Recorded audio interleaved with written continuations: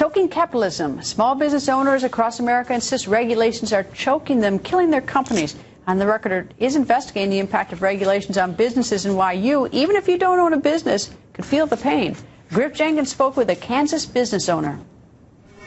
Regulation is one of the #1 concerns in our area that we have that right now is holding back businesses from being successful. This is Gary O'Borney, CEO and chairman of Occidental Management, a real estate development company. He says regulations are killing his company. It's very much a bureaucratic type of situation where it takes, you have to work through a lot of red tape. You have to work through a lot of different individuals and different agencies. O'Borney's company is currently turning undeveloped space into an 80,000 square foot office complex. That is, if they can get past the regulators. If you turn to this site right now, you see a crane on this site. We found out just as we were pulling our final permits, the FAA was going to have to weigh in on this crane being on this site.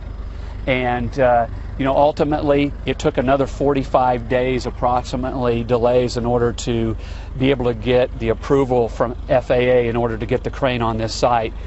10 agencies had to be consulted in order to deliver the crane to the site and get the permit in order to set it up. We had to call our senators, we had to call some of our representatives to help us with that, to try to lessen the time down. I think we were actually quite lucky that it only took us about 45 days. 45 days of waiting. If you could cut the time down and less agencies in order to weigh in, that would make it a lot easier to do business. Occidental Management isn't alone. Regulations cost businesses an estimated $1.86 trillion last year. But O'Borney says it's not just businesses that are paying. When you deliver that product to the market, ultimately what happens is you have to pass that down to the consumer. We have to figure out a better way to do business in this country when it comes to regulations, when it comes to taxes.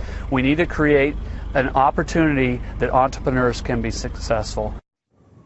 And on the record also interviewed several other small business owners. You'll hear what they have to say about regulations choking their companies. That's all coming up in the next few days.